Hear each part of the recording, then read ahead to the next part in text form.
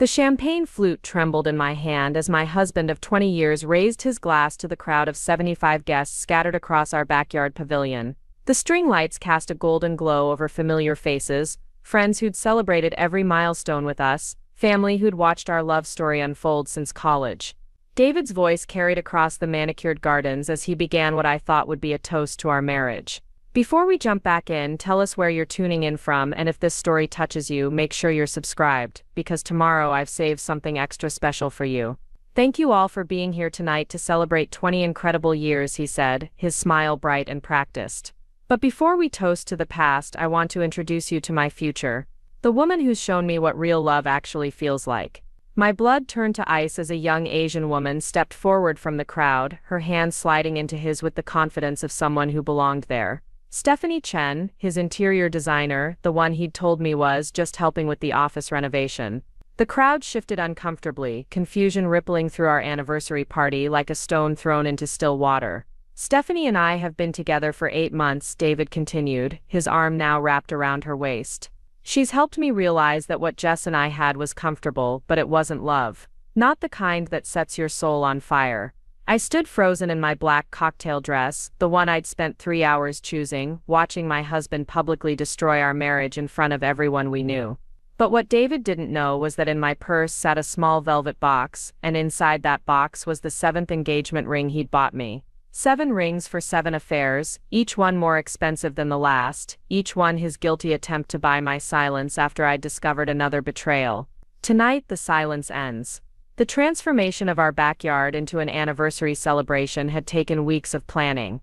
Blackstone Events had arrived at dawn to string thousands of tiny lights between the oak trees that David's grandfather had planted 50 years ago when the Parker family first bought this estate in Westfield. White roses cascaded from every surface, their petals scattered across the stone pathway that led from our colonial mansion to the pavilion where a jazz trio played softly in the corner. I'd chosen every detail myself, from the menu featuring David's favorite lobster bisque to the playlist that included our wedding song. The irony wasn't lost on me that I'd spent 3 months orchestrating the perfect setting for my own public humiliation. But then again, I'd been orchestrating the perfect life for David Parker for 2 decades, so why should tonight be any different? Our guests represented the careful social architecture we'd built together in Connecticut's affluent suburbs. Mark Thompson, David's business partner, stood near the bar with his wife Sandra, both of them looking like they'd stepped out of a country club catalog. My sister Amy had driven down from Milford with her husband and twins, her eyes bright with excitement for what she thought would be a romantic evening celebrating enduring love. Rachel Martinez, my best friend since our kids were toddlers, held court near the appetizer table, her infectious laugh carrying across the garden as she told stories about our college days. Even David's mother Patricia had made the drive from her Beacon Hill townhouse, her silver hair perfectly coiffed, her navy Chanel suit a subtle reminder that old money never shouts. She'd given me her grandmother's pearl necklace as a wedding gift 20 years ago, and I wore it tonight like armor, the cool weight against my throat a reminder of everything I stood to lose. The children moved through the party with the easy confidence of teenagers who'd grown up in this rarefied world. Our daughter Emma, 16 and stunning in a way that reminded me of myself at that age, chatted animatedly with our neighbor's son about their upcoming senior year at Westfield Preparatory Academy. Tyler, 14 and all elbows and earnestness, was showing his cousin the new basketball hoop David had installed last month, back when he was still pretending to be a devoted family man. David himself had been the perfect host all evening, working the crowd with the natural charisma that had first attracted me when we met at the University of Connecticut 23 years ago. He'd filled out since then, his once lean frame now soft around the middle despite his expensive personal trainer, his dark hair silvering at the temples in a way that his barber carefully maintained. His success in real estate development had given him an easy confidence, the kind that comes from always having enough money to solve any problem. What the guests couldn't see was the careful choreography beneath the surface, the way David's eyes never quite met mine when he handed me a glass of wine, the way he checked his phone constantly throughout dinner, the way Stephanie Chen had lingered after the other business associates from Parker and Thompson Development had arrived. She'd been introduced simply as one of our talented designers, but I'd noticed how her gaze followed David's movements, how she laughed just a beat too long at his jokes, how she wore a silk dress in David's favorite shade of emerald green. I'd been watching Stephanie for months actually, ever since I'd discovered her business card in David's jacket pocket along with a receipt for dinner at Le Bernardin, the same restaurant where he'd proposed to me 21 years ago. It was his signature move, recycling romantic gestures with new women, as if love were a marketing campaign that could be replicated with minor adjustments to the target demographic. The catering staff moved through the party with practiced efficiency, refilling champagne glasses and clearing empty plates, their black uniforms allowing them to blend into the background of our carefully curated evening. I'd worked with Blackstone Events for years, hosting fundraisers for the children's school and charity galas for the Junior League. Tonight felt different though, charged with an energy that had nothing to do with celebration and everything to do with the reckoning I'd been planning for 7 years. The jazz trio transitioned into The Way You Look Tonight, and several couples moved to the improvised dance floor on the stone patio. David extended his hand to me with the smile he'd perfected for public consumption, the one that suggested we were the kind of couple who still danced after 20 years of marriage. I took his hand because refusing would have caused the kind of scene I wasn't ready for, not yet. As we swayed together under the lights, his cologne mixing with the scent of roses and summer evening air, David leaned close to my ear. "You've outdone yourself tonight, Jess. Everything looks perfect."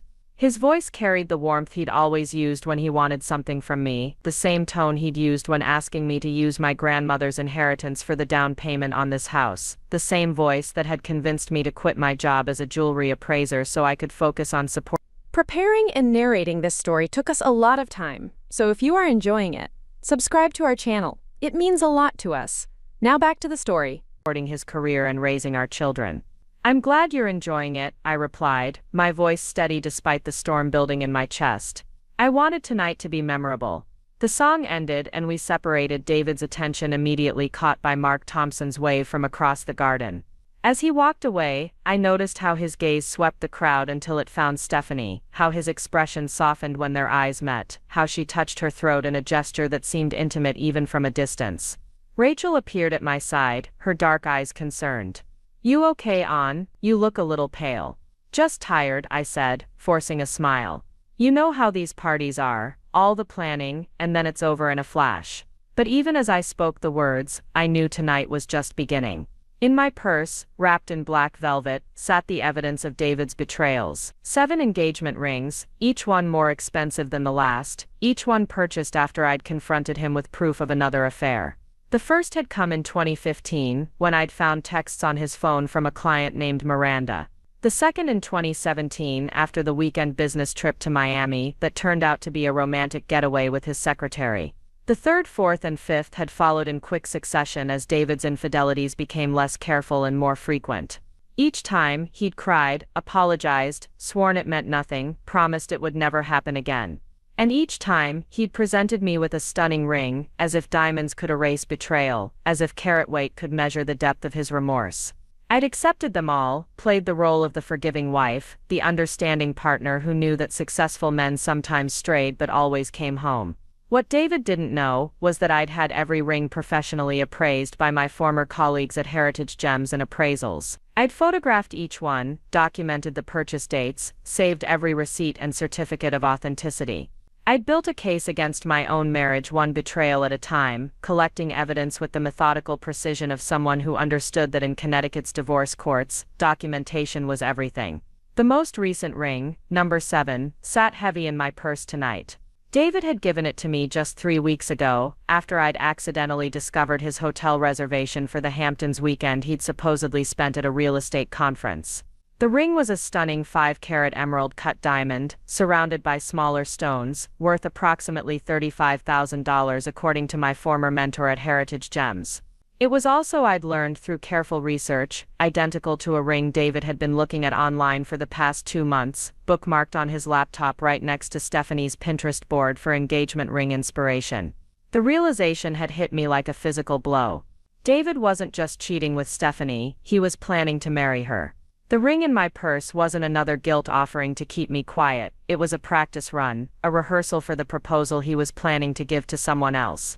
That's when I'd started planning tonight's revelation. Not the anniversary party itself, but the moment of truth that would follow David's inevitable public betrayal. Because I knew him well enough after 20 years to predict exactly how this would unfold. David's ego wouldn't allow him to simply ask for a divorce. He needed to be the victim, the man who'd finally found true love after years of settling for something less. He needed an audience for his grand gesture, witnesses to his romantic awakening. So I'd given him the perfect stage. Our anniversary party, surrounded by everyone whose opinion mattered to him, everyone who'd admired our supposedly perfect marriage for 2 decades. I'd made it easy for him to destroy me publicly, because I knew that the higher he built his platform, the farther he'd have to fall when I pulled it out from under him. The evening air carried the sound of laughter and conversation, the clink of glasses and the soft music that had been the soundtrack to so many parties at our home. But underneath it all, I could hear something else. The ticking of time running out on the life I'd built, the marriage I'd protected, the illusion I'd maintained for 20 years. David was still working the crowd, his arm now casually draped around Stephanie's shoulders as he introduced her to various guests. I watched Patricia's face tighten with confusion and disapproval, saw Amy exchange worried glances with her husband, noticed how Rachel's protective instincts had kicked in as she positioned herself closer to me. The moment was coming. I could feel it building like pressure before a storm, the way the air gets thick and charged before lightning strikes. David was moving toward the center of the pavilion, Stephanie glowing beside him, his practiced smile growing wider as he prepared to deliver what he undoubtedly thought would be the performance of his lifetime. I touched the velvet box in my purse one more time, feeling the weight of 7 rings, 7 betrayals, 7 years of carefully documented evidence. Then I smoothed my black dress, straightened my grandmother's pearls, and prepared to watch my husband destroy our marriage in front of everyone we knew.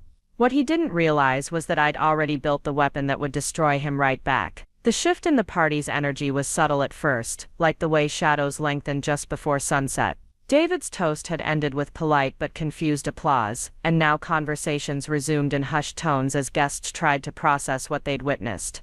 I moved through the crowd with practiced grace, accepting sympathetic touches on my arm and concerned whispers with the same composure I'd perfected during 20 years of charity events and school fundraisers. "Jess, honey, are you all right?" Sandra Thompson appeared at my elbow, her voice carefully modulated but her eyes wide with the kind of shock that comes from watching someone's life implode in real time. Sandra had always been kind to me, but her loyalty ultimately belonged to her husband Mark, David's business partner, which meant her sympathy had limits. "I'm fine," I replied, my voice carrying the calm authority I'd learned from years of managing crisis situations at the children's school. "David's just had a bit too much champagne.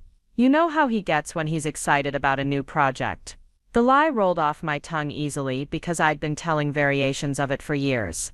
David's drinking, David's stress, David's workload, always something external to explain away behavior that grew more erratic and cruel with each passing year. I'd become an expert at providing cover stories for a man who no longer bothered to create his own. Sandra's relief was visible as she accepted my explanation, her social programming kicking in to smooth over the awkwardness. Of course, men and their grand gestures, right? Mark once surprised me with a trip to Vegas on our anniversary and forgot to mention he'd booked separate rooms because he was planning to give me all night. I smiled and nodded, playing my part in the elaborate theater of denial that kept polite society functioning. But across the garden, I could see the performance continuing to unravel. David had his arm around Stephanie's waist as he introduced her to my sister Amy, whose face had gone pale with understanding. Rachel stood nearby, her protective instincts clearly activated as she watched the scene with the sharp attention of someone calculating angles of attack. Patricia Parker, David's mother, had positioned herself near the bar with the strategic precision of a general surveying a battlefield. At 73, she'd witnessed enough social disasters to recognize one in progress, and her expression suggested she was already formulating damage control strategies. Patricia had never fully approved of me, considering my middle-class background insufficient for her son's ambitions, but she understood the value of appearances and the cost of public embarrassment. "Jessica dear," Patricia's voice carried the aristocratic chill she reserved for moments of extreme displeasure. "I wonder if we might have a word inside." The request wasn't really a request, and I followed her into the house through the French doors that led to our formal living room. The space felt eerily quiet after the garden party chatter, filled with antiques Patricia had helped us select and artwork we'd purchased at charity auctions to signal our cultural sophistication. Everything in the room spoke of old money stability and traditional values, which made the current situation feel even more surreal. "What exactly is David thinking?" Patricia's composure cracked slightly, revealing the steel beneath her cultivated gentility. This is completely unacceptable behavior for a Parker. We don't air our personal difficulties in public, and we certainly don't humiliate our wives at anniversary celebrations. I studied her face, noting the way her concern centered entirely on family reputation rather than my emotional well-being. Patricia had always viewed me as an employee rather than a daughter-in-law. Someone hired to maintain David's domestic life and produce presentable grandchildren. My feelings were irrelevant as long as I performed my duties adequately.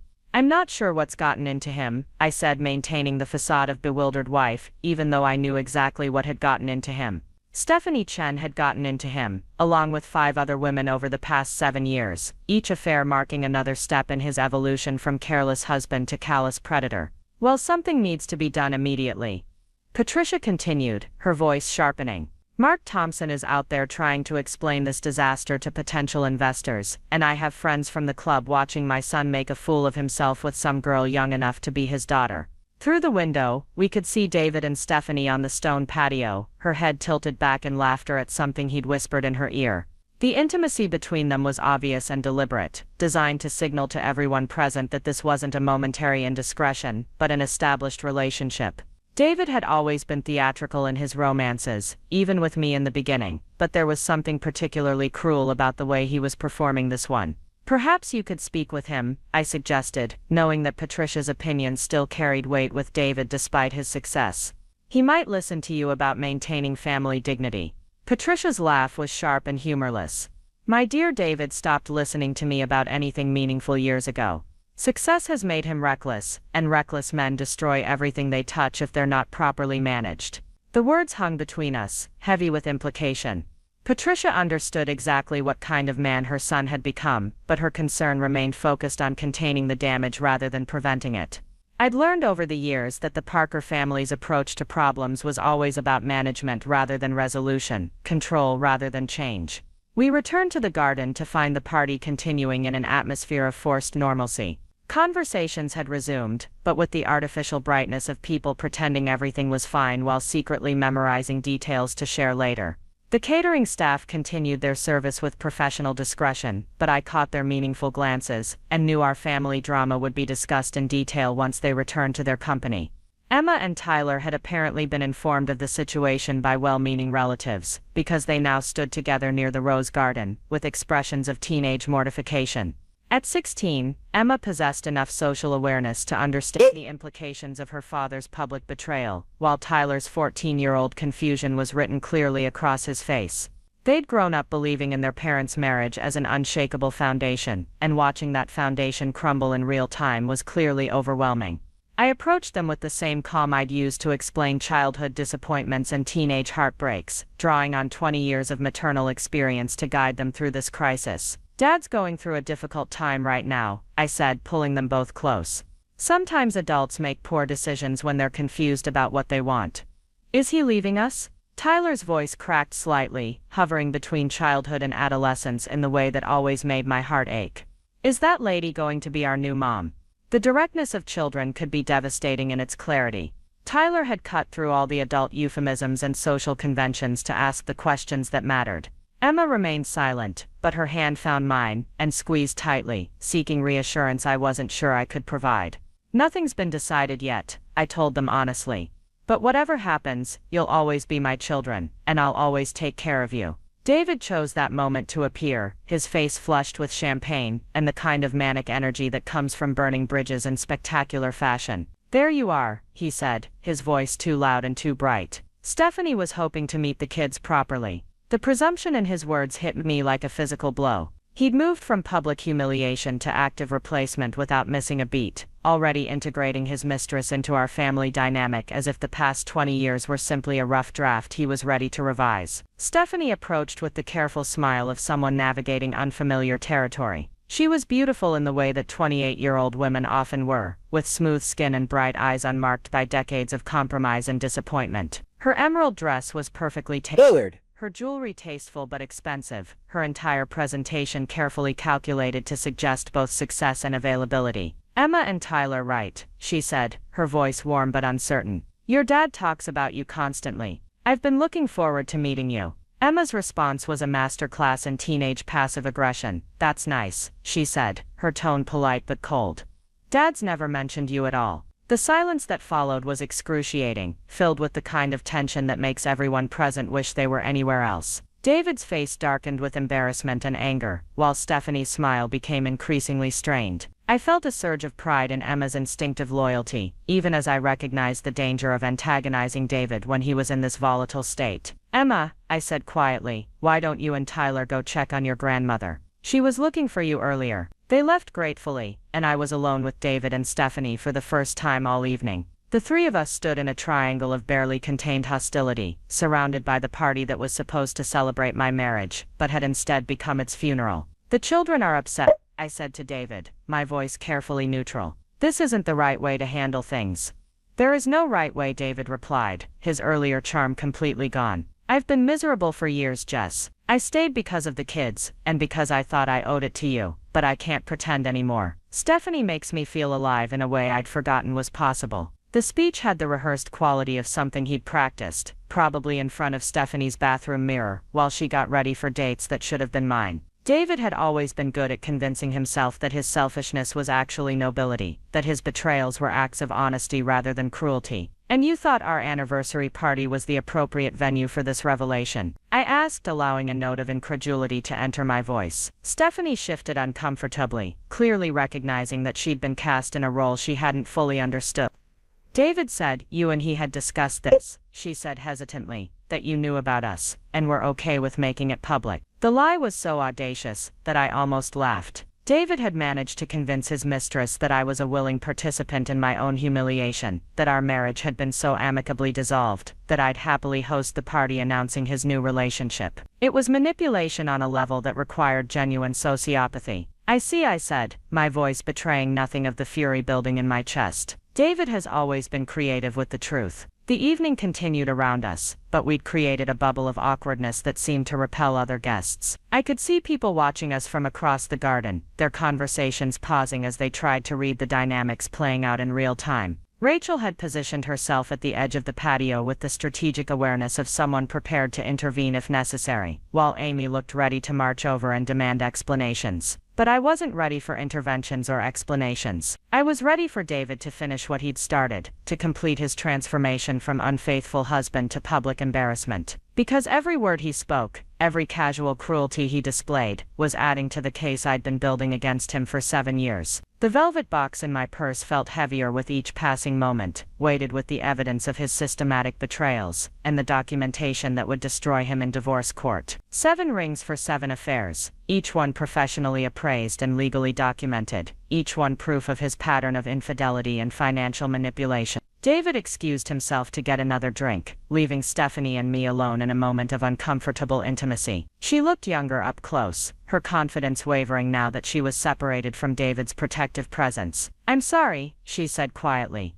"I know this must be difficult for you." David said you two had grown apart, that you were both ready to move on. "David says many things," I replied, studying her face for signs of genuine malice, but finding only the kind of naive self-interest that made young women easy targets for men like my husband. "How long have you known he was married?" The question caught her off guard, and I saw truth flicker across her features before she could hide it. "He told me about you right away," she said, but the slight hesitation in her voice suggested otherwise. "He said you were more like roommates than spouses, that you stayed together for convenience." Another lie, another manipulation, designed to absolve David of responsibility, while making his betrayal seem like an act of liberation rather than destruction. I'd heard variations of this story from the wives of other cheating husbands over the years. The elaborate justifications that allowed mistresses to sleep peacefully while participating in the destruction of families. "And you believed him?" I asked, genuine curiosity in my voice. Stephanie's composure cracked slightly. "I wanted to believe him," she admitted.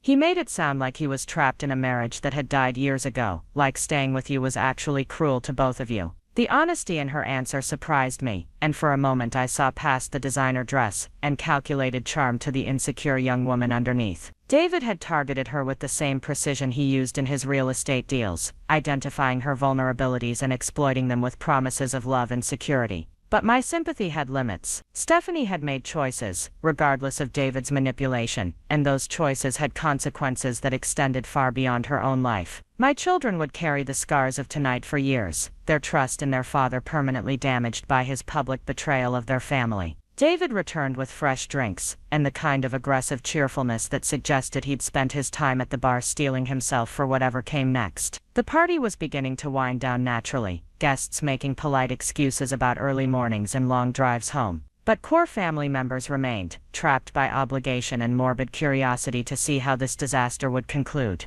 "I think it's time we made this official," David announced, his voice carrying across the garden with the authority he'd perfected in business meetings. "I wanted everyone here tonight, because you're the people who matter most to us, and I wanted you to witness something important." Blood turned cold as I realized what was about to happen. David wasn't content with simply announcing his new relationship. He was planning to propose to Stephanie at our anniversary party in front of our children and friends, using our celebration as the backdrop for his next performance. The crowd gathered expectantly, drawn by the promise of drama and the terrible fascination of watching someone's life implode in real time. David dropped to one knee in front of Stephanie, pulling a ring box from his jacket pocket with theatrical flourish. "Stephanie Chen," he said, his voice carrying the same romantic intensity he'd once used with me, "you've shown me what it means to truly love and be loved. Will you marry me?" The ring he presented was stunning, a brilliant cut diamond surrounded by emeralds that caught the light from the string lanterns and threw rainbow patterns across the stone patio. It was also, I realized with crystal clarity, nearly identical to ring number 7 in my purse, the guilt offering he'd given me just 3 weeks ago after I'd discovered his weekend in the Hamptons. Stephanie's gasp of surprise seemed genuine, but I caught the slight tremor in her hands that suggested she'd been expecting this moment. David had probably planned every detail with her, choreographing his proposal to maximize the emotional impact while ensuring she was prepared to accept gracefully. "Yes," she whispered, then louder as David slipped the ring onto her finger. "Yes, of course, yes." The applause that followed was scattered and uncertain, a mixture of genuine congratulations from those who didn't understand the situation and horrified silence from family members who did. Patricia's face had gone ashen with rage, while Amy looked ready to physically assault my soon-to-be ex-husband. But I felt something unexpected wash over me as I watched David seal his new engagement with a passionate kiss. Not heartbreak or rage, but relief. Pure, crystalline relief that my 20-year performance as the understanding wife was finally over, because now I could stop pretending to forgive and start planning to destroy him. Part 3, the triggering event and mission declaration. The silence that followed David's proposal stretched like a taut wire across our anniversary party, vibrating with tension that threatened to snap at any moment. I stood frozen in place, watching my husband of 20 years kiss another woman while wearing the engagement ring that should have been mine, surrounded by family and friends who had no idea how to process the social catastrophe unfolding before them. Patricia Parker was the first to break, her voice cutting through the uncomfortable quiet with the sharp precision of a blade. "David Matthew Parker, what on earth do you think you're doing?" The use of his full name carried the weight of childhood authority, and for a moment David looked like the little boy who'd been caught stealing cookies rather than the successful businessman who'd just publicly destroyed his family. But the moment passed quickly, replaced by the defensive arrogance that had become his default response to criticism. "I'm following my heart, Mother," he replied, his arm tightening around Stephanie's waist in a gesture that was both protective and possessive. Something I should have done years ago instead of staying in a marriage that was making everyone miserable. The casual cruelty of his words hit me like a physical blow. Not content with proposing to another woman at our anniversary party, David was now rewriting our entire marriage as a favor he'd done me by staying. 20 years of shared history, 2 children, a life built together through countless small compromises and large sacrifices, all dismissed as a mistake he'd finally corrected, making everyone miserable. Amy's voice rose above the murmur of shocked conversations, her protective instincts overriding social convention. "Jess has done nothing but support your career and raise your children while you've been off playing businessman. How dare you stand there and act like she's the problem?" David's face flushed with anger at the challenge to his narrative. "You don't know anything about our marriage, Amy. Jess and I have been living like strangers for years. We stay in the same house, attend the same functions, but there's no connection, no passion, no real partnership." The lies flowed from his mouth with practiced ease, each one more outrageous than the last. I thought of all the business dinners I'd hosted to help his career, all the client wives I'd entertained, all the charity events I'd organized to build his reputation in the community. I remembered nursing him through food poisoning 2 years ago, sitting by his hospital bed when he'd had kidney stones, planning elaborate birthday celebrations that made him feel special and appreciated. But what struck me most was how easily he dismissed the quiet intimacy we'd shared, the small moments that had sustained our marriage through difficult times. Late-night conversations when the children were sick, shared laughter over inside jokes that had developed over decades, the comfortable silence of two people who knew each other's rhythms and needs. No passion. Rachel's voice was dangerously quiet as she stepped closer to our little group. I've watched Jess plan surprise trips for your birthday, stay up all night when you had the flu, defend you to people who questioned your business practices. What exactly do you call that? Stephanie shifted uncomfortably, clearly beginning to understand that the narrative David had fed her about our loveless marriage didn't match the reality his own family and friends had witnessed. The confidence she'd displayed during the proposal was wavering as the crowd's hostility became impossible to ignore. Look, David said, his voice taking on the reasonable tone he used when trying to close difficult deals. I know this is hard to understand, but sometimes people grow apart. Jess and I want different things now. She's content with this suburban life, but I need something more exciting, more dynamic. The dismissal of our entire life together as merely suburban revealed everything about how David now viewed our marriage. We'd built this life together, chosen this community, this house, this carefully curated existence that had seemed like success when we were struggling young professionals. Now he was using it as evidence of my inadequacy, proof that I'd failed to evolve along with his expanding ambitions. More exciting, like a 28-year-old interior designer. The words came out of my mouth before I could stop them, sharp and clear in the evening air. How original, David. A midlife crisis with a beautiful young woman. I'm sure no man has ever thought of that before. The sarcasm in my voice seemed to surprise everyone, including myself. I'd spent 2 decades perfecting the art of diplomatic silence, smoothing over David's rough edges with gentle redirection and private conversations. Public confrontation had never been my style, but something about watching him propose to another woman in our backyard had shattered my carefully maintained composure. David's face darkened with anger and embarrassment. Don't be bitter, Jess. This isn't about age or appearance. Stephanie understands my ambitions in a way you never did. She's built her own career, she has her own goals. We're partners in a way you and I never were. The accusation stung because it contained just enough truth to be devastating. I had subordinated my career to support David's, had chosen to be the supporting player in his success story rather than pursuing my own ambitions. But that choice had been made together, part of a partnership we'd both agreed would benefit our family and his business. Partners, I repeated, tasting the word like something bitter. Is that what you call someone who helps you destroy your family? Someone who lets you use your children's anniversary party as the venue for your engagement? That's the kind of partnership you've been looking for. Stephanie's face had gone pale, and I could see her beginning to understand the true cost of her relationship with David. The fantasy he'd sold her about a mutual separation and an amicable divorce was crumbling as she witnessed the real devastation of a family being torn apart in real time. The children will adjust, David said, but his voice lacked conviction. Kids are resilient. They'll understand that sometimes adults need to make difficult choices to be happy. Emma's voice cut through the conversation like a knife, sharp with the kind of contempt only teenagers could summon. Is this what happiness looks like to you, Dad? Humiliating Mom in front of everyone she knows. Destroying our family for some woman you've known for 8 months. I hadn't heard Emma approach, but she stood behind me now with Tyler at her side, both of them radiating the kind of protective fury that made my heart break and swell simultaneously. My children, who should have been planning their junior and senior years, were instead defending their mother against their father's public betrayal. Emma, you don't understand. David began, but Tyler cut him off with 16-year-old bluntness. We understand perfectly. Tyler said, his voice cracking slightly but determined. You're leaving us for her. You're breaking up our family because you decided you wanted something different. Don't try to make it sound like you're doing us a favor. The pain in Tyler's voice was devastating, and I watched David's face crumble slightly as he confronted the real cost of his choices. For a moment I thought he might reconsider, might recognize that his pursuit of personal happiness was destroying the people who loved him most.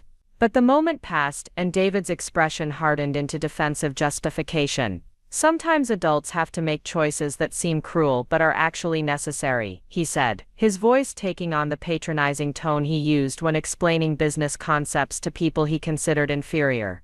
"You'll understand when you're older." The dismissal of his children's pain as mere immaturity was the final straw for me. Every protective instinct I'd developed over 20 years of motherhood exploded into white-hot rage, burning away the last remnants of the diplomatic restraint that had defined our marriage. "Get out," I said, my voice low but carrying across the garden with absolute authority. "Get out of my house, get away from my children, and take your fiancé with you." David's laugh was harsh and incredulous. "Your house, Jess, let's not forget who's been paying the mortgage for the past 20 years. This is my house, my party, my family, and I'll handle this situation however I see fit." The casual assertion of ownership revealed everything about how David viewed our marriage and family. Despite my financial contributions, despite my grandmother's inheritance that had made the down payment possible, despite 20 years of building a home together, he saw everything as fundamentally his to dispose of as he wished. "Actually," I said, my voice steady despite the fury coursing through my veins, "let's talk about who's been paying for what." I reached into my purse and pulled out the velvet box, holding it up so everyone could see. The small container seemed insignificant against the backdrop of our elaborate party, but I could feel the weight of secrets it contained, the power of truth it represented. "Do you know what this is, David?" I asked, my voice carrying clearly across the suddenly silent garden. "This is ring number 7. The 7th engagement ring you've bought me in the past 7 years. One for each affair I discovered, each time you promised it would never happen again." The crowd's attention focused on the box with laser intensity, and I could feel the shift in energy as people began to understand that they were witnessing something far more significant than a simple divorce announcement. This was a reckoning 20 years in the making. David's face had gone white, his confident demeanor cracking as he realized the trap he'd walked into. "Jess, don't do this. Whatever you think you know, I know everything," I interrupted, my voice growing stronger with each word. "Miranda from the Miami conference in 2015, Sarah from the New York business trip in 2017, Jennifer, the client who needed so much evening consultation, Rebecca from the downtown office, Maria from the construction site meetings, and now Stephanie, who somehow requires overnight design sessions in the Hamptons." Each name hit David like a physical blow, and I watched his carefully constructed image crumble in real time. The guests stood frozen, horrified fascination keeping them rooted in place as 20 years of secrets spilled out into the open. 7 affairs, 7 rings, 7 times you bought my silence with diamonds and promises. I continued, opening the box to reveal the stunning emerald-cut ring he'd given me just weeks ago. "But this one was different, wasn't it? This one wasn't gilt jewelry. This was a practice run for the proposal you were planning to give Stephanie." Stephanie's gasp was audible across the garden, and I saw her look down at her own ring with new understanding. The similarity between the stones was unmistakable now that she knew what to look for, the evidence of David's lazy romanticism laid bare for everyone to see. "I've spent 7 years documenting your betrayals," I said, my voice carrying the authority of someone who had finally stopped pretending to be weak. "Professional appraisals, purchase receipts, hotel bills, credit card statements, text messages, photographs. Everything carefully cataloged and legally preserved." Patricia's sharp intake of breath told me she understood the implications immediately. In Connecticut's divorce courts, evidence of systematic infidelity and financial deception could devastate a cheating spouse's claims to marital assets. "You want to talk about who owns what?" I continued, my 20 years of accumulated rage finally finding its voice. "Let's have that conversation in front of a judge, with lawyers present and all the evidence spread out on the table." David opened his mouth to respond, but no words came out. For the first time in our marriage, he had nothing to say, no smooth explanation or charming deflection to escape the consequences of his actions. The silence stretched between us, heavy with the weight of 2 decades worth of unspoken truths. Around us, our anniversary party continued its strange suspended animation, guests too shocked to leave but too uncomfortable to stay. But I wasn't finished. 7 years of careful documentation had led to this moment, and I intended to make every word count. "The engagement ring you just gave Stephanie," I said, my voice carrying clearly across the garden. The one you bought with our joint credit card last week. Consider it a wedding gift from me. Because after tonight, you're going to need all the jewelry you can get to convince women to overlook what kind of man you really are. The devastating precision of my words seemed to physically stagger David, and I watched 20 years of marriage die in his eyes. Not with sadness or regret, but with the cold calculation of someone realizing exactly how much his betrayal was going to cost him. And in that moment, surrounded by the wreckage of our anniversary party and the shocked faces of everyone we'd pretended to be happy for, I felt something I hadn't experienced in 7 years. Freedom, Part 4. Historical pattern establishment. The next morning arrived with the cruel brightness that follows devastation, sunlight streaming through our bedroom windows to illuminate the remnants of what had once been my marriage. David hadn't come home the night before, disappearing with Stephanie immediately after my revelation, while guests fled our anniversary party like survivors escaping a shipwreck. I'd spent the dark hours before dawn lying awake in our king-sized bed, staring at the ceiling and remembering how it all began. The first affair had been different, wrapped in the kind of desperate romance that made betrayal feel almost understandable. Miranda Castellanos had been a client looking to buy a luxury condo in downtown Hartford, a recently divorced marketing executive with dark hair and expensive taste who needed David's help finding the perfect space to restart her life. What I later learned was that she'd also needed David's help restarting her romantic life, beginning with long business dinners that stretched into intimate evenings at hotel bars. I'd discovered the affair the way most wives do, through a combination of intuition and carelessness. David had become distant and distracted, working later hours and taking more business trips, his phone constantly buzzing with messages he'd check with the secretive intensity of someone protecting valuable secrets. When I'd finally worked up the courage to look through his text messages one Thursday evening while he showered, I'd found months of correspondence that read like a romance novel written by someone with no imagination. Missing you already, can't wait until Miami, and last night was incredible, wish we could stay in bed all weekend, and Jess suspects nothing, we're safe. The casual dismissal of my intelligence in that last message had hurt almost as much as the betrayal itself, the assumption that I was too naive or trusting to notice my husband falling in love with someone else. The confrontation had been messy and painful, full of tears and accusations and desperate promises. David had sworn it meant nothing, that Miranda was just a distraction during a difficult time in our marriage, that he'd never intended for things to go so far. He'd cried actual tears, holding me while he apologized and begged for forgiveness, promising that he'd end things immediately and recommit himself to our family. 2 weeks later, he'd presented me with the first ring. I know I can't undo what I did, he'd said, kneeling beside our bed with a jewelry box in his hands and remorse written across his face. But I want you to know how sorry I am, how much you mean to me, how committed I am to making this right. The ring had been beautiful, a classic solitaire setting with a 2-carat diamond that caught the light like captured stars. More importantly, it had represented hope, the possibility that our marriage could survive his betrayal and emerge stronger on the other side. I'd let him slide it onto my finger, with tears streaming down my face, believing that love could overcome anything if both people were willing to fight for it. What I hadn't understood then was that David's definition of fighting for our marriage involved buying expensive jewelry while continuing to pursue other women, with increasingly sophisticated deception techniques. The second affair had begun less than a year after Miranda, this time with Sarah Chen, a real estate attorney who worked on many of David's commercial deals. The irony that both of David's mistresses shared variations of the same first name wasn't lost on me, though I'd never been sure whether it represented a psychological pattern or simple coincidence. Sarah had been more careful than Miranda, never leaving obvious text message trails or creating email evidence that could be easily discovered. Instead, she and David had communicated through a shared calendar system, disguised as project management, with coded entries like Hartford site inspection and contract review session that actually represented romantic meetings at expensive hotels throughout Connecticut and New York. I'd only discovered this affair through pure chance, when Sarah had called our home phone late one evening looking for David, forgetting that he'd told her he was out of town on business. The intimacy in her voice, when she'd realized she was speaking to me. The quick cover story about urgent legal documents, the way she'd known exactly which hotel David was supposed to be staying at, had all combined to create a picture I couldn't ignore. The confrontation this time had been different, marked by David's increasing skill at deflection and manipulation.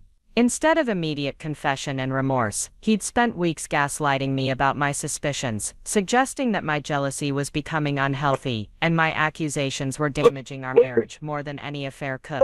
Only when I'd presented him with undeniable evidence, including hotel receipts I'd found in his jacket pocket, had he finally admitted to the relationship.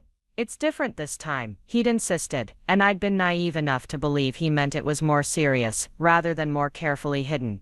Sarah understands the business in a way you never could.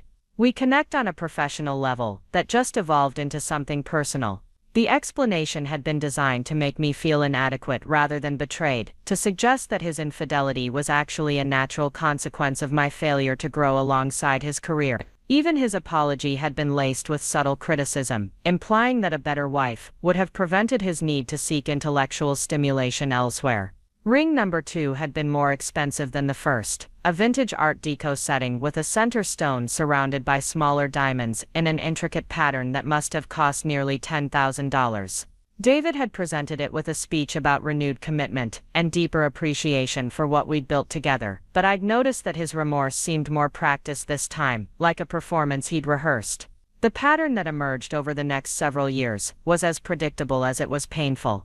Each affair followed a similar trajectory: initial attraction to a professional contact, gradual escalation from business meetings to personal relationship, months of careful deception, followed by inevitable discovery, confrontation and confession, tearful promises of reform, and finally an expensive piece of jewelry meant to symbolize our fresh start. Jennifer Walsh had been affair number 3, an interior designer who'd worked on David's office renovation and apparently decided that his home life needed similar attention. Rebecca Morrison had followed 2 years later, a marketing consultant who'd helped launch Parker & Thompson Development's new branding campaign, and had somehow extended her services to include David's personal satisfaction. Maria Santos had been the most recent before Stephanie, a project manager who'd coordinated construction on David's largest commercial development, and had apparently provided hands-on oversight of more than just building schedules. Each woman had been successful in her own right, professionally accomplished, and financially independent, in ways that made them seem like genuine partners, rather than simple sexual conquests. David had a type, I'd realized, and that type was essentially a younger, more ambitious version of who I'd been when we first met. The pattern suggested that he wasn't looking for affairs so much as auditions for my replacement, testing potential candidates for the role of second Mrs. David Parker. What had made each betrayal particularly devastating was David's increasing creativity with justification. By affair number 4, he'd stopped apologizing for the relationships themselves, and instead began apologizing for my discovery of them, as if my knowledge of his infidelity was the real problem, rather than the infidelity itself.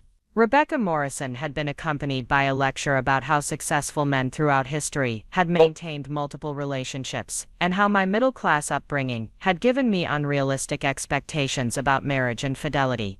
Look at the Kennedys, look at the Roosevelts, he'd said during one particularly painful conversation, as if presidential precedent somehow justified his behavior. Powerful men have complex needs that one woman can't always meet. It doesn't mean I love you less, it just means I need different things from different people. The sophistication of his manipulation had grown along with his success, each affair becoming an opportunity to educate me about my own inadequacies, rather than acknowledge his failures as a husband. By the time Maria Santos entered our lives, David had perfected the art of making his betrayals seem like inevitable consequences of natural law, rather than deliberate choices that destroyed trust and intimacy. Ring number 5 had come with a speech about how European marriages often accommodated such arrangements, and how American Puritanism had created unrealistic expectations that damaged more relationships than they protected. David had somehow convinced himself that his affairs represented a more sophisticated approach to marriage, one that acknowledged human nature rather than fighting against it. "I'm not asking you to like it," he'd said while presenting me with a stunning emerald and diamond ring that had cost more than most people's annual salaries. I'm asking you to understand that this is how successful marriages actually work. We maintain the partnership that matters, while allowing each other the freedom to explore other connections. The language he'd used revealed everything about how David viewed our relationship by that point.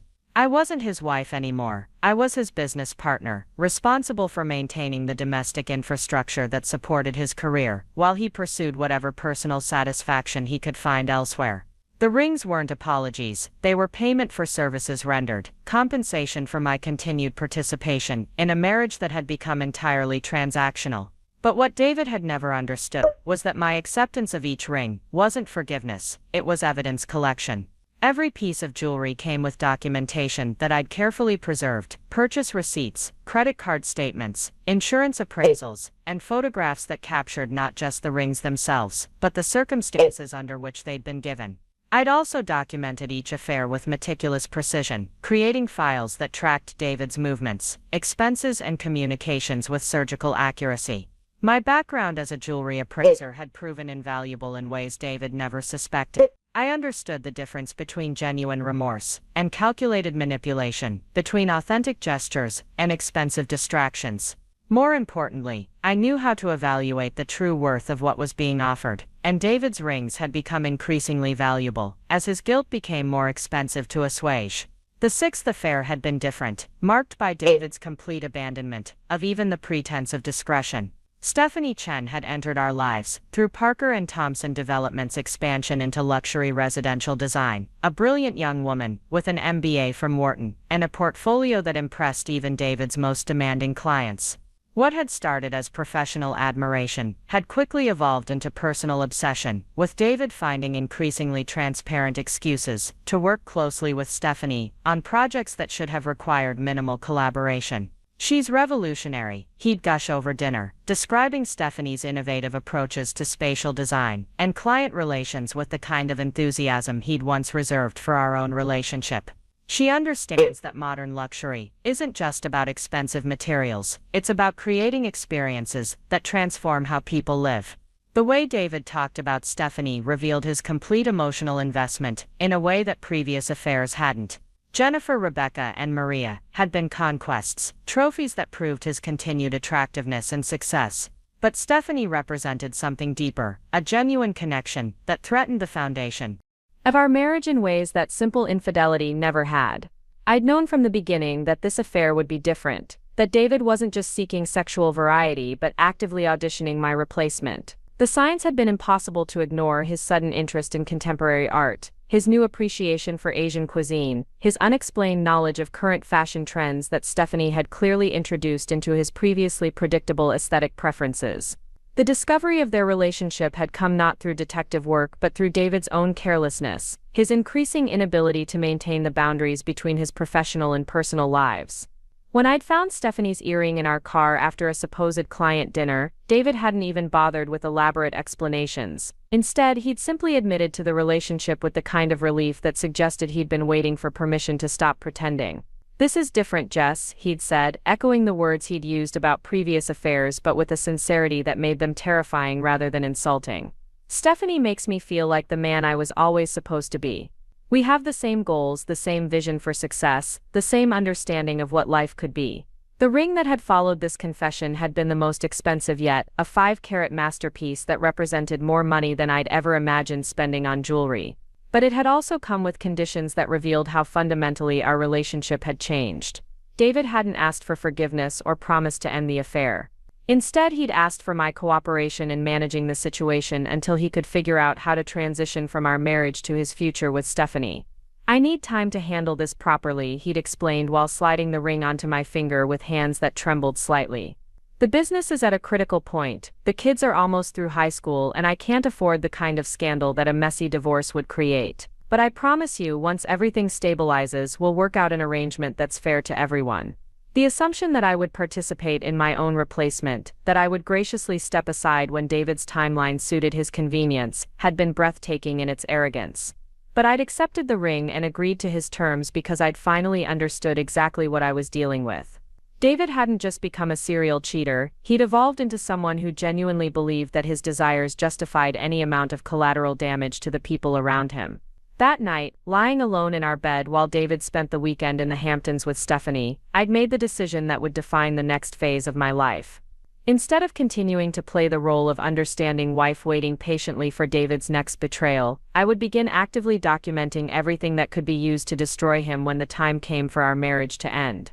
The revelation that David was planning to propose to Stephanie hadn't surprised me, but the location and timing of his announcement had exceeded even my expectations for his capacity for cruelty.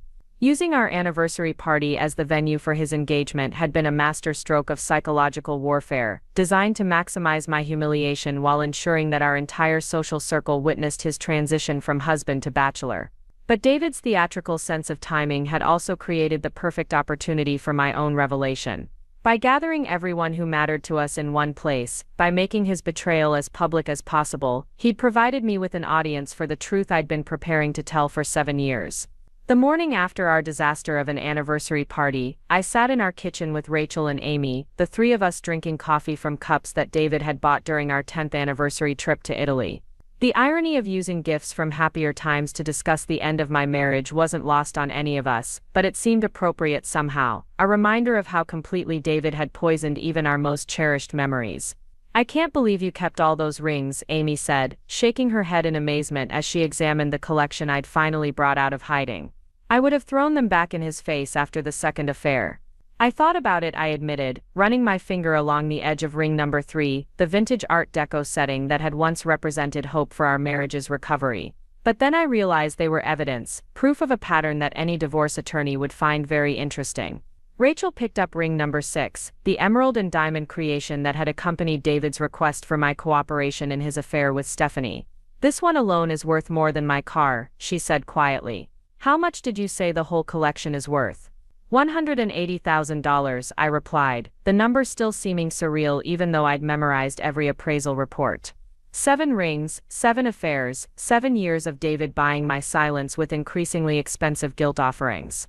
The documentation spread across our kitchen table told the complete story of David's systematic destruction of our marriage.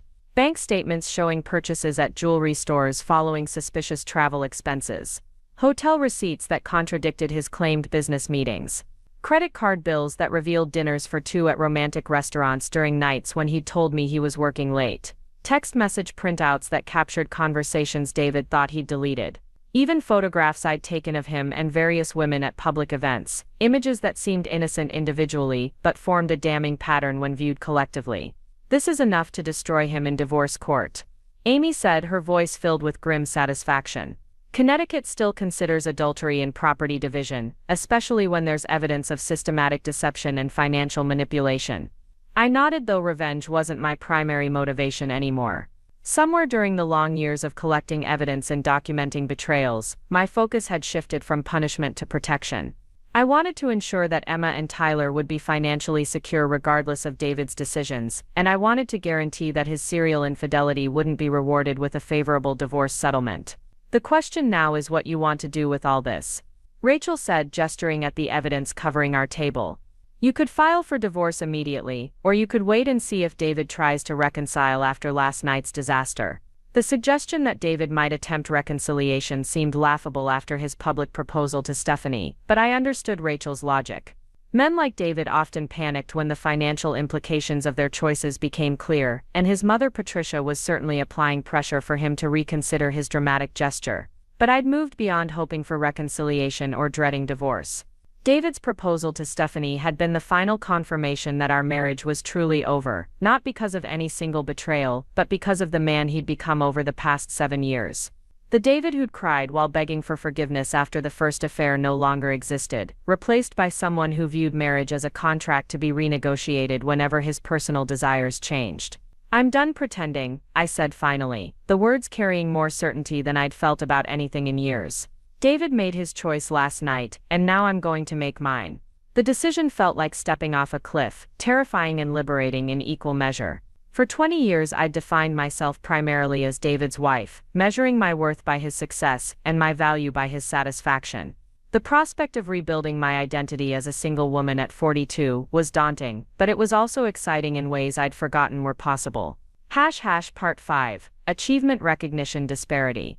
The weeks that followed our anniversary party disaster revealed just how carefully David had been planning his exit from our marriage while maintaining the illusion of commitment to our family. As I sorted through financial documents with Linda Kowalski, the divorce attorney Rachel had recommended, I discovered a pattern of financial manipulation that extended far beyond his affair-related expenses. Your husband has been very systematic, Linda observed, spreading bank statements across her mahogany conference table like a prosecutor preparing for trial. Look at these transfers to his personal account over the past 2 years. Small amounts, never enough to trigger automatic notifications, but they add up to nearly $40,000. The evidence was damning in its methodical precision. David had been skimming money from our joint accounts for months, building a financial foundation for his new life with Stephanie, while leaving me to manage household expenses and children's activities on an increasingly tight budget. When I'd questioned him about our rising credit card balances and diminishing savings, he'd blamed the economy, business fluctuations, and my own spending habits. He's also been paying for significant expenses that aren't showing up in your joint accounts, Linda continued, pointing to gaps in our financial records that told their own story. The engagement ring he gave Stephanie, for example. That wasn't purchased with any card or account you have access to, which means he has financial resources you're not aware of. The realization that David had been hiding money while criticizing my spending was particularly galling. Just 2 months earlier, he'd lectured me about the cost of Emma's SAT prep courses, suggesting that we couldn't afford the premium program she wanted to attend. Meanwhile, he'd been secretly funding romantic weekends and expensive jewelry for his mistress using money that should have been supporting our family. What about the house? I asked, dreading the answer but needing to understand the full scope of my financial vulnerability. Linda's expression was grim but not hopeless. The property is in both your names, and you can prove your grandmother's inheritance provided the down payment. In Connecticut, that gives you significant claim to equity, especially given the documented infidelity. But David's been making payments toward the mortgage from his business account rather than your joint account, which complicates the ownership picture. The legal complexities were staggering, but what struck me most was how deliberately David had been undermining my financial security while maintaining the facade of a committed husband and father. Every joint decision about money, every discussion about budgets and expenses, every concern I'd raised about our diminishing savings had been manipulated to hide his systematic preparation for abandoning our family.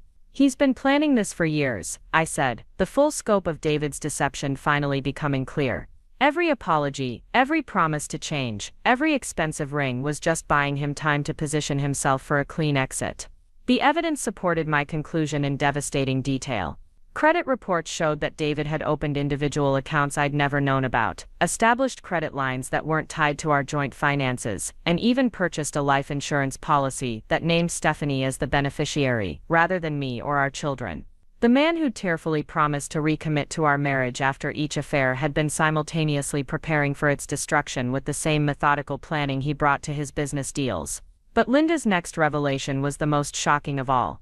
Your husband filed preliminary divorce papers 3 weeks ago, she said, sliding a legal document across the table. He hasn't served them to you yet, but he's been consulting with counsel and preparing his case for much longer than you realized. The papers made for devastating reading, filled with accusations of my emotional unavailability, claims about our sexual incompatibility, and suggestions that I'd been an inadequate partner who'd driven David to seek fulfillment elsewhere. The man who'd publicly proposed to another woman at our anniversary party had somehow positioned himself as the victim of our marriage's failure, the long-suffering husband finally forced to seek happiness with someone who could meet his needs. This is completely backwards, Amy said when I showed her the documents that evening. He's the one who cheated 7 times, but he's claiming you were the problem. How is that even legal? It's a strategy, Linda had explained during our meeting. If David can establish that your marriage was dysfunctional before his affairs began, he can argue that his infidelity was a symptom rather than a cause of the relationship's breakdown. It's manipulation disguised as legal positioning. The realization that David had been building a case against me while I'd been trying to save our marriage was like discovering that someone you trusted had been poisoning your food for years. Every conversation we'd had about our relationship problems, every therapy session he'd suggested we attend, every moment of vulnerability I'd shared had been potential ammunition for his eventual legal strategy.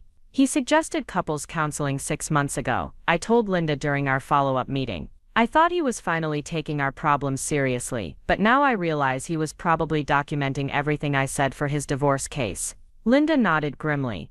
That's unfortunately common in these situations. One spouse suggests therapy while secretly consulting divorce attorneys, using the sessions to gather evidence about their partner's emotional state and relationship complaints. The betrayal ran deeper than infidelity, extending into every aspect of trust and intimacy that marriage was supposed to protect. David hadn't just cheated on me physically, he'd been systematically undermining me emotionally and financially while maintaining the illusion of a husband working to save his marriage. But what David hadn't counted on was my own systematic documentation of his betrayals, evidence that painted a very different picture of our marriage's breakdown. While he'd been consulting lawyers and hiding assets, I'd been collecting proof of his affairs, financial deception, and emotional manipulation with the methodical precision of someone who understood that the truth required careful preservation. "Your evidence changes everything," Linda said as she reviewed the files I'd brought to our second meeting. 7 documented affairs, financial records showing systematic deception, and proof that he's been planning this divorce while publicly committing to reconciliation. This isn't just adultery, it's fraud. The rings that had once symbolized David's guilt and my forgiveness had become the foundation of my legal defense, each piece of jewelry representing not just an affair but a pattern of behavior that any reasonable court would find damning. More importantly, the financial records associated with each ring proved that David had been using our joint resources to fund his betrayals while lying about our family's financial situation. "He's going to be very surprised when he finally serves those papers," Linda continued, a hint of satisfaction in her professional demeanor. "Men like your husband often assume their wives are too emotional or naive to prepare for legal warfare. He has no idea what's coming." The prospect of destroying David in divorce court should have felt satisfying, but instead I found myself mourning the man he'd once been, and the marriage we might have had if he'd chosen differently. The David who'd proposed to me 21 years ago wouldn't have recognized the man who'd systematically betrayed our family while planning his escape to a younger woman. But that David was gone, replaced by someone who viewed marriage as a business arrangement, and family as a liability to be managed rather than a blessing to be cherished. The evidence spread across Linda's conference table told the story of that transformation in brutal detail, charting David's evolution from unfaithful husband to calculating predator who'd used our love against us. "What do you want from this divorce?" Linda asked as our meeting concluded. "Beyond financial security and custody arrangements, what would constitute justice for you?" The question was harder to answer than I'd expected. For years I'd focused on surviving David's betrayals, rather than imagining life beyond them. But sitting in Linda's office, surrounded by evidence of systematic deception and manipulation, I finally understood what I wanted. "I want the truth to matter," I said finally. "I want David to face consequences for his choices instead of being rewarded for his cruelty. And I want my children to understand that love isn't supposed to hurt the people who trust you most." Linda smiled, the expression transforming her stern features into something almost maternal. "I think we can arrange that," she said, already beginning to organize the evidence that would ensure David's carefully planned exit from our marriage became the disaster he deserved. The irony wasn't lost on me that David's greatest skill, his ability to plan and execute complex strategies, would ultimately become the weapon used to destroy him. He'd been so focused on positioning himself for a favorable divorce that he'd created a paper trail documenting his own fraud and deception. 7 rings, 7 affairs, 7 years of careful documentation had led to this moment. David had taught me that marriage could be transactional, that love could be commodified, that trust could be purchased with expensive gestures. Now he was about to learn that transactions worked both ways, and that the price of his betrayals was higher than any ring he'd ever bought.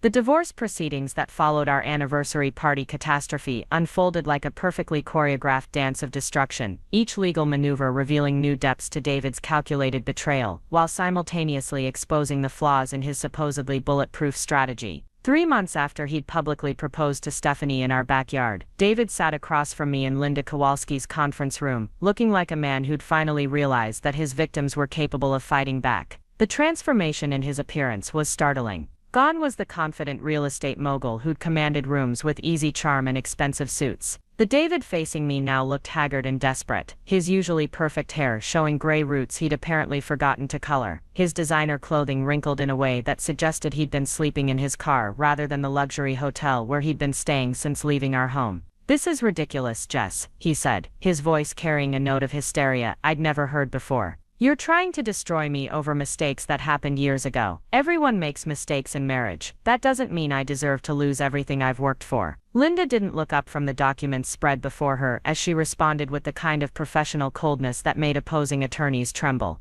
Your client signed papers, claiming the marriage was irretrievably broken due to his wife's emotional unavailability and sexual dysfunction. Now he wants to characterize 7 documented affairs as mistakes rather than deliberate choices. Which narrative would he prefer to present to the judge? David's attorney, Marcus Webb, was an expensive shark who specialized in protecting wealthy men from the financial consequences of their domestic disasters. But even Webb looked uncomfortable as he reviewed the evidence Linda had assembled, the systematic documentation of financial fraud and emotional manipulation that painted his client as a predator rather than a victim. The affair allegations are contested, Webb said weakly, though we all knew the evidence was overwhelming. My client maintains that the marriage was effectively over when these relationships began, and that Mrs. Parker was aware of and tacitly approved of the arrangements. The lie was so audacious that I actually laughed, a sound that seemed to physically recoil David. Tacitly approved. I repeated, my voice dripping with disbelief. Is that what you call accepting expensive jewelry after discovering each betrayal? Because I have a different interpretation of those transactions. Linda opened a file and began laying out photographs of the 7 rings, each one accompanied by professional appraisal documents and purchase receipts that told their own devastating story. Ring number 1, purchased 3 days after Mrs. Parker discovered your client's affair with Miranda Castellanos. Value $15,000. Ring number 2, purchased 1 week after the discovery of his relationship with Sarah Chen. Value $22,000. She continued through the entire collection, each ring representing an escalation in both infidelity and attempted bribery that painted David as someone who believed any betrayal could be forgiven if the price was high enough. By the time Linda reached ring number 7, the emerald-cut masterpiece that had cost $35,000, David's face had gone completely white. The total value of these guilt offerings is $180,000, Linda concluded.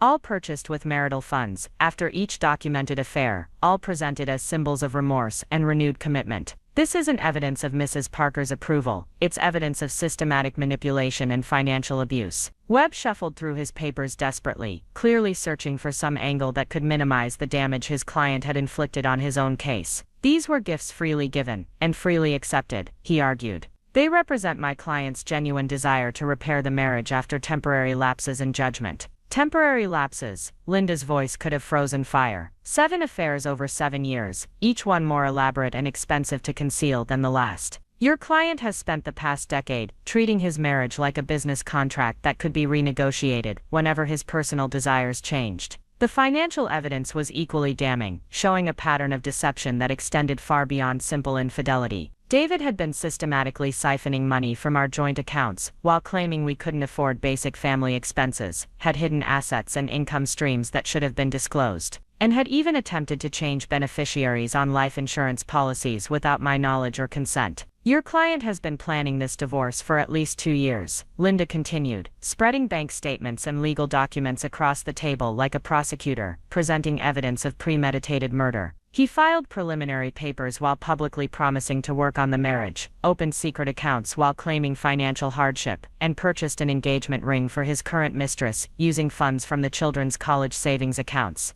That last revelation hit David like a physical blow, and I watched him realize that his supposedly careful financial planning had actually created a paper trail that documented every aspect of his fraud. The man who'd built a successful real estate empire through meticulous attention to detail had somehow overlooked the fact that electronic banking and credit card transactions created permanent records of his betrayals. The engagement ring he presented to Miss Chen was purchased using funds illegally, transferred from accounts designated for Emma and Tyler's education, Linda explained, her voice taking on the righteous anger that made her such a formidable advocate. He literally stole from his own children to buy jewelry for the woman he was planning to marry after abandoning his family. Webb looked like he was contemplating early retirement as he attempted damage control. Those were temporary transfers to cover cash flow issues in my client's business accounts. The money would have been replaced once certain deals closed.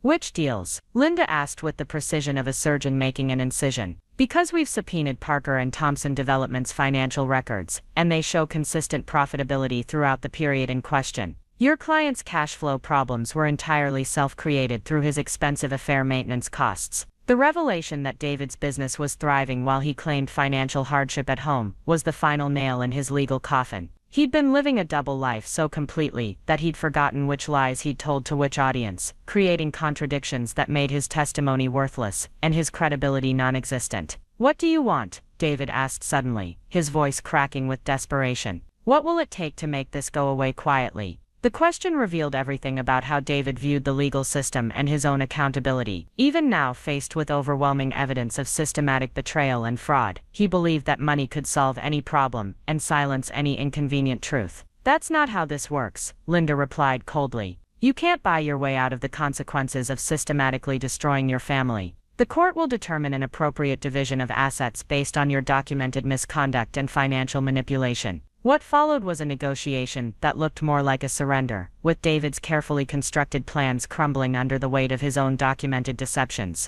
The man who'd spent years positioning himself for a favorable divorce found himself facing the loss of nearly everything he'd worked to protect. The house would remain mine, along with primary custody of Emma and Tyler. David's business assets would be divided according to Connecticut's infidelity provisions, which heavily favored the wronged spouse when systematic adultery could be proven. The retirement accounts he'd been protecting through his secret financial maneuvering would be split in my favor, and he'd be responsible for replacing every penny he'd stolen from the children's college funds. "This is insane," David protested as the terms became clear. "You're talking about destroying my entire life over relationships that had nothing to do with you. I never asked you to stay married to me. I gave you opportunities to leave gracefully." The revisionist history was breathtaking in its audacity, but it also revealed the core of David's sociopathy. In his mind, his affairs weren't betrayals, but opportunities he'd generously provided for me to exit our marriage. The expensive rings weren't guilt offerings, but severance packages that should have purchased my grateful departure from his life. Opportunities to leave gracefully.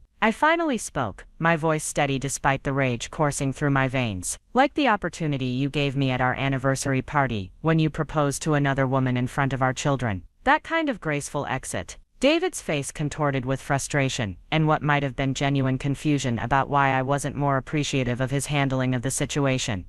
"I thought it would be cleaner this way," he said. "Rip the bandage off quickly instead of letting things drag on for months." The casual cruelty of reducing our 20-year marriage to a bandage that needed removal showed me exactly who David had become, and more importantly, who he'd probably always been underneath the charm and romantic gestures that had once swept me off my feet. "Clean for whom?" I asked. "Clean for you and Stephanie, Who got to start your new life without the messy complications of honest communication. Clean for Emma and Tyler, who got to watch their father publicly abandon them for a woman half his age." For the first time during the entire proceeding, David looked genuinely ashamed.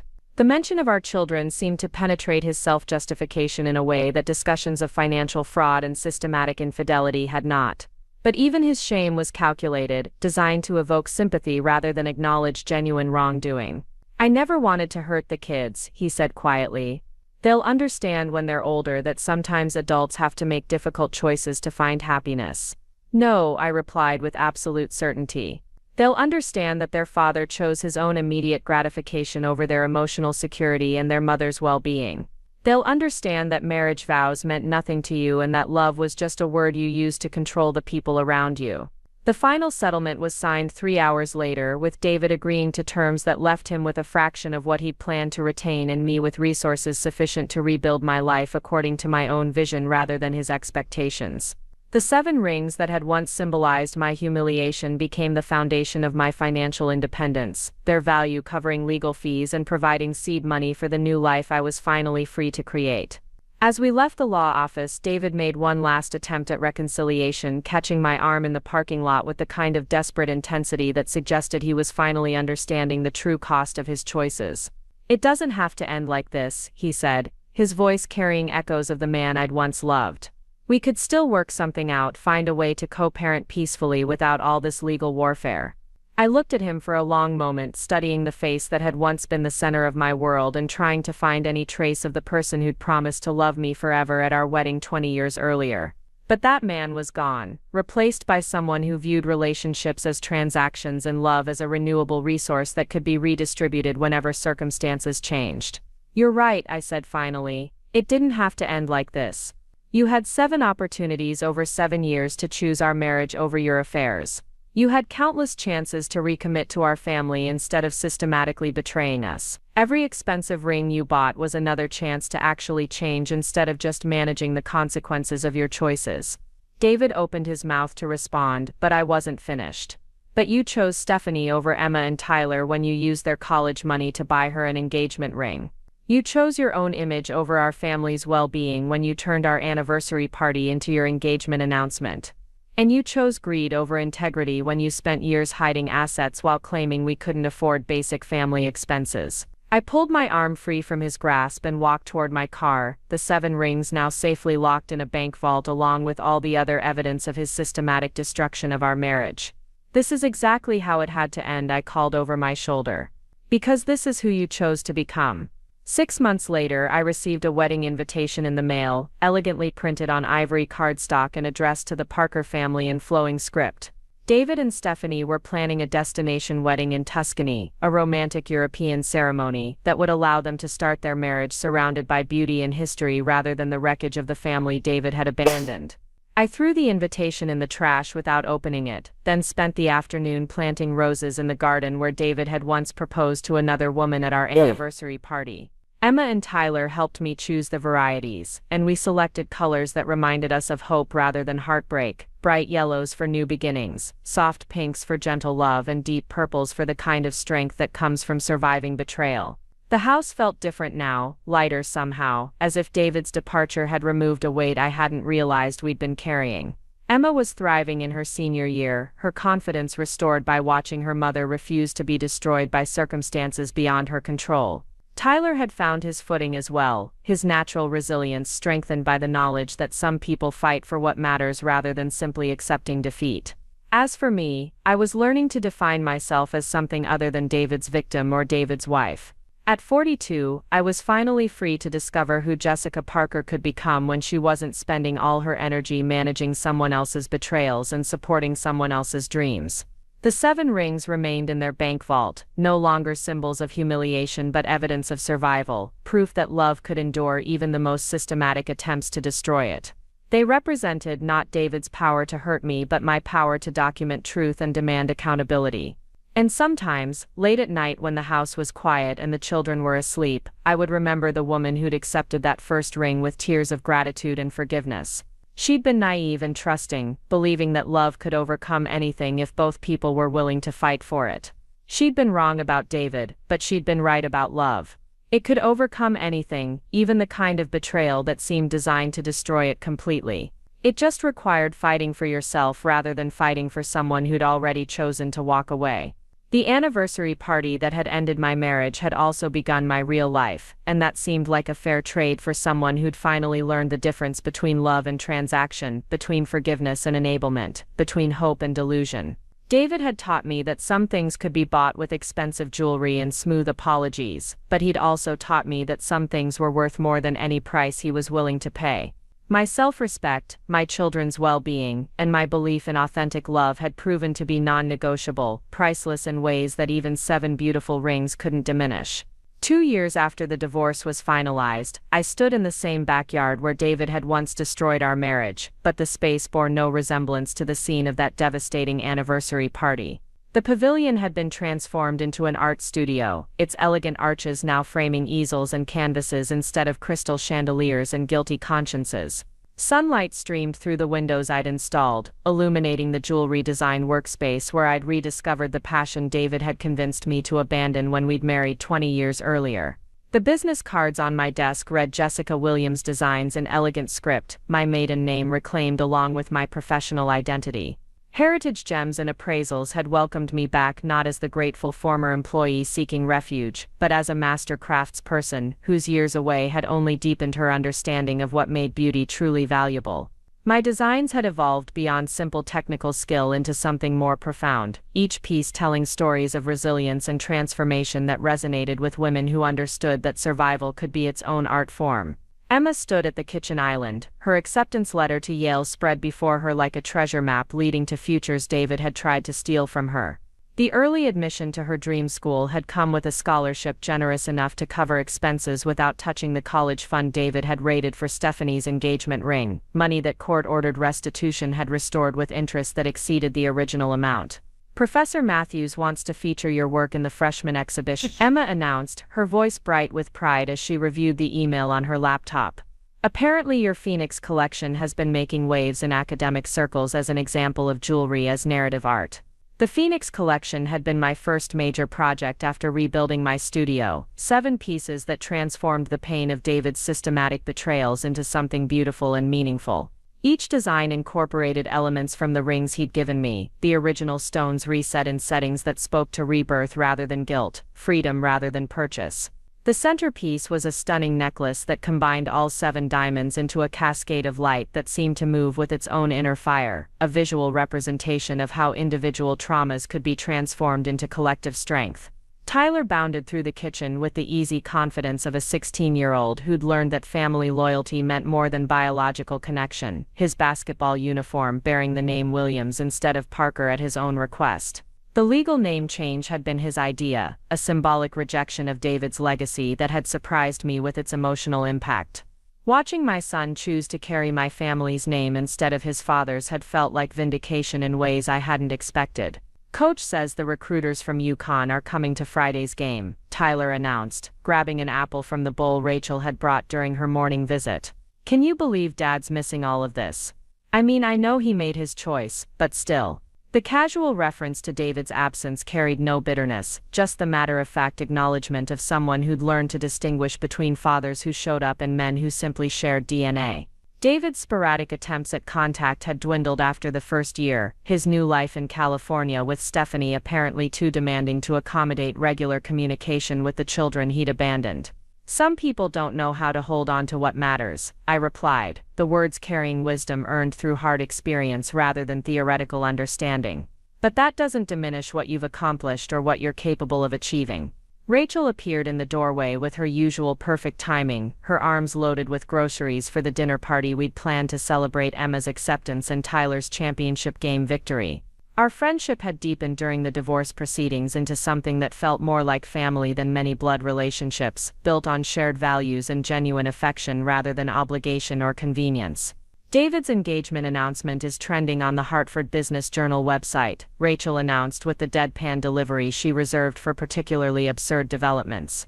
Apparently Stephanie's pregnancy makes their love story even more inspiring to the business community. The news that David and Stephanie were expecting their first child together should have stung, but instead I felt only a distant pity for the unborn baby who would grow up with a father incapable of prioritizing anyone's needs over his own immediate desires. Emma and Tyler had learned that lesson the hard way, but they'd also learned that they were strong enough to thrive without constant validation from someone who'd proven himself unworthy of their trust. "I hope she understands what she's signing up for," Emma said with the wisdom of someone who'd watched her father's pattern of behavior from the inside. "Marriage to Dad comes with an expiration date that's directly tied to how long you're willing to pretend his needs are more important than everyone else's." The sophisticated psychological insight in Emma's observation reminded me that my children had gained invaluable education during the divorce proceedings, learning to recognize manipulation and emotional abuse in ways that would protect them throughout their lives. They'd seen their mother refuse to accept unacceptable treatment, had watched me fight for principles rather than simply surrender to convenience, and had internalized lessons about self-respect that no classroom could have taught them. Amy arrived with her twins and husband in tow, their monthly dinner tradition having evolved from obligation into genuine celebration over the 2 years since David's departure. My sister's initial shock at my transformation from accommodating wife to fierce advocate had given way to deep admiration for someone who'd found strength she'd never known she possessed. "The gallery in Soho wants to discuss representation," Amy announced, producing a business card from her purse with the theatrical flourish she reserved for particularly exciting news. "Apparently your work is creating quite a buzz among collectors who appreciate jewelry with deeper meaning than simple luxury." The possibility of New York representation felt surreal but achievable, a natural progression from the regional success I'd built through word-of-mouth recommendations and social media marketing.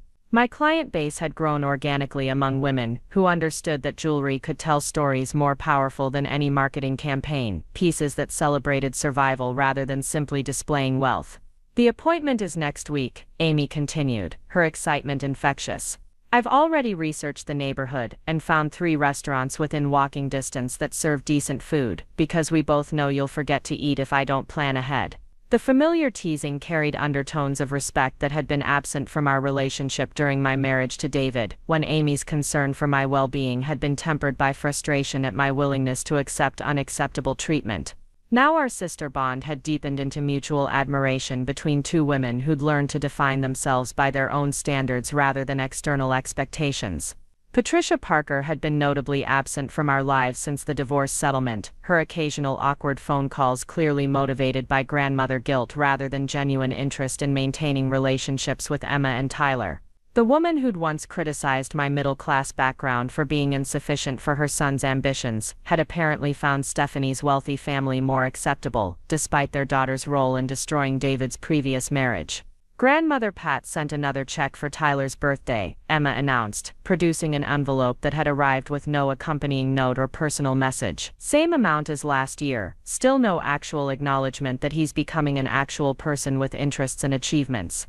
The mechanical nature of Patricia's financial gestures revealed everything about how the Parker family approached relationships, viewing emotional connections as transactions that could be maintained through periodic payments rather than sustained engagement. Tyler had learned to cash the checks without expecting anything deeper, a practical approach that protected him from disappointment while acknowledging the reality of his paternal family's limitations. Linda Kowalski had become more than our divorce attorney over the past 2 years, evolving into a friend whose professional expertise had been matched by personal warmth during the most difficult period of our lives. Her occasional check-ins had helped me navigate the practical challenges of rebuilding life as a single mother while establishing a new career, advice that extended far beyond legal obligations into the realm of genuine mentorship.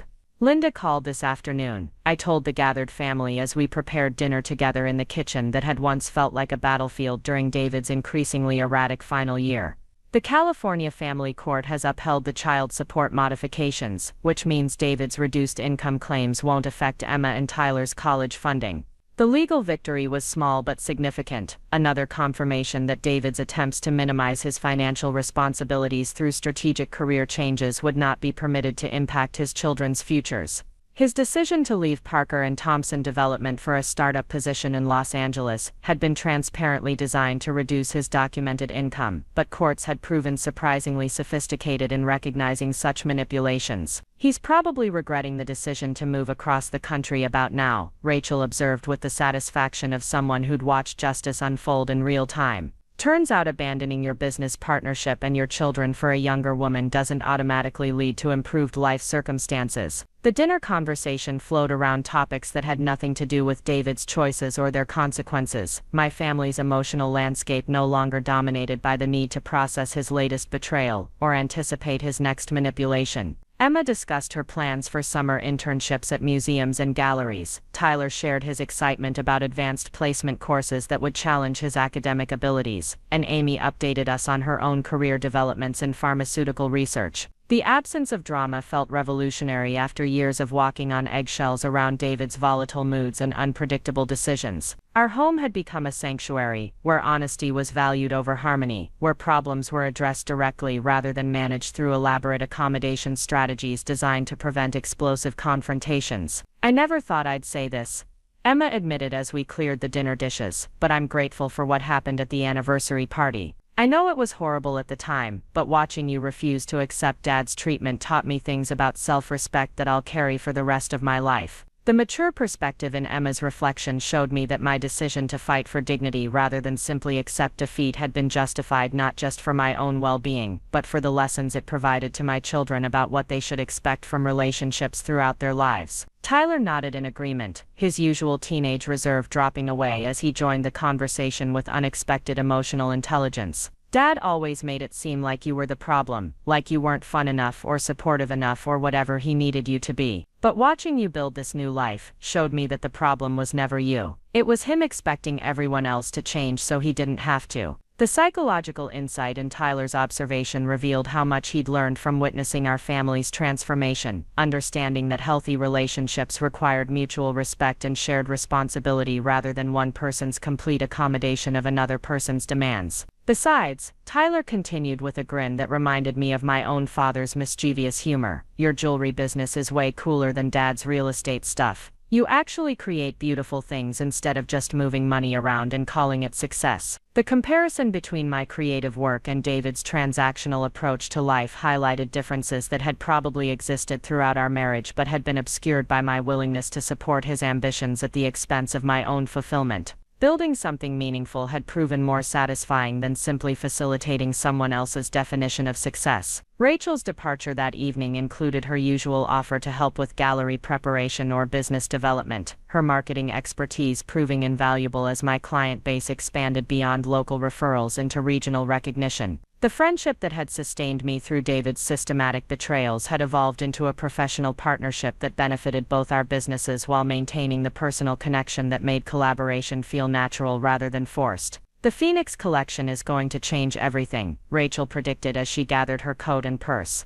"You're not just making jewelry anymore, you're creating legacy pieces that tell stories about resilience and transformation. That's exactly what the art world has been waiting for." The possibility that my work could achieve broader recognition felt both exciting and surreal, a future I'd never imagined during the years when my identity had been entirely defined by my role as David's wife and support system. The woman who'd accepted expensive gilt rings with grateful tears bore little resemblance to the artist who now created jewelry that celebrated strength rather than purchasing forgiveness. As Emma and Tyler settled into their evening routines, homework and college preparations replacing the anxiety and conflict that had once dominated our household dynamics, I walked through the house that had finally become truly mine. The formal living room where Patricia had once lectured me about family dignity now displayed my jewelry designs alongside Emma's photography and Tyler's basketball trophies, a gallery of our shared achievements rather than careful curation designed to impress visitors. The master bedroom where David had once planned his affairs while lying next to me had been completely redecorated, the heavy furniture and dark colors he'd preferred replaced with light woods and soft fabrics that created an atmosphere of peace rather than dramatic sophistication. The safe where I'd once hidden evidence of his betrayals now contained business documents and financial records that represented security rather than survival, insurance policies and investment accounts that would protect my children's futures regardless of their father's decisions. The garden where David had proposed to Stephanie during our anniversary party had been transformed into a meditation space surrounded by the roses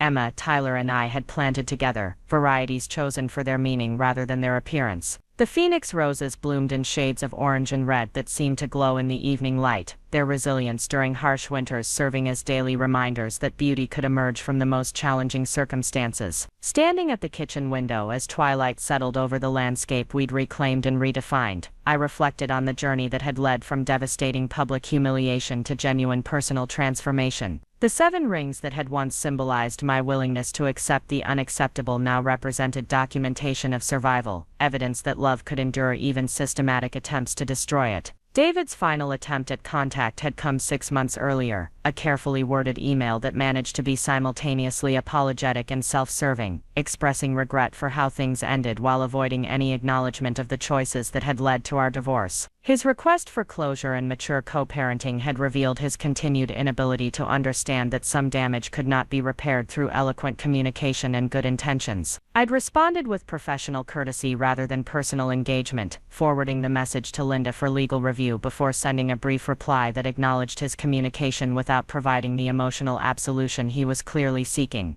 The woman who'd once desperately wanted David's approval had been replaced by someone who understood that his opinion of me was irrelevant to my well-being or my children's futures. The business card on my kitchen counter confirmed the New York gallery appointment Amy had arranged, a meeting that could represent the next phase of professional growth for Jessica Williams Designs. The Phoenix collection had attracted attention from collectors and critics who understood that jewelry could be art, that personal adornment could tell stories more powerful than simple luxury display. But regardless of what opportunities emerged from that meeting, I'd already achieved the most important transformation of all. The woman who'd stood frozen while her husband proposed to another woman at their anniversary party had evolved into someone who created beauty from betrayal, who built strength from systematic destruction, who chose dignity over comfort and authenticity over acceptance. Emma called goodnight from her bedroom, her voice carrying the confidence of someone who'd learned that love meant respect rather than accommodation, that healthy relationships required mutual care rather than one-sided sacrifice. Tyler's laughter echoed from his room as he video-called friends who appreciated his humor and loyalty, young men who would grow up understanding that character mattered more than charm, and that integrity was more attractive than manipulation. The house settled into evening quiet, the peaceful atmosphere a stark contrast to the tension and anxiety that had once characterized our family dynamics. No one was walking on eggshells around volatile moods, or carefully managing conversations to avoid triggering explosive reactions. We'd learn to be ourselves rather than carefully curated versions designed to prevent someone else's disappointment or rage. The 7 rings remained in their bank vault, no longer symbols of humiliation but evidence of survival, proof that systematic betrayal could be documented, and justice could be achieved through careful preparation and professional expertise. They represented not David's power to hurt me but my power to refuse unacceptable treatment and demand accountability from people who'd chosen to cause harm. And in the quiet moments before sleep, surrounded by the life I'd built from the wreckage of a marriage that had become transaction disguised as love, I understood that the anniversary party that had destroyed my old life had also created space for something infinitely better. David had taught me the difference between love and manipulation, between partnership and control, between forgiveness and enablement. Most importantly, he taught me that some things were worth more than any price he was willing to pay, that dignity and self-respect were non-negotiable, and that authentic love required the courage to demand better rather than simply accept whatever was offered. The Phoenix collection would soon hang in a Soho gallery, beautiful jewelry created from the ashes of betrayal, art that celebrated transformation rather than simply displaying wealth. But the real masterpiece was the life I'd built for myself and my children, an existence based on genuine values rather than performance, integrity rather than image, love rather than transaction. David had given me 7 rings over 7 years, expensive attempts to purchase silence and forgiveness for systematic betrayals. In return, I'd given him the greatest gift possible, the truth about who he really was, and the consequences of choices he'd made freely. It seemed like a fair trade for someone who'd finally learned the difference between love and ownership, between partnership and possession, between marriage and imprisonment. Up next, you've got 2 more standout stories right on your screen. If this one hit the mark, you won't want to pass these up, just click and check them out.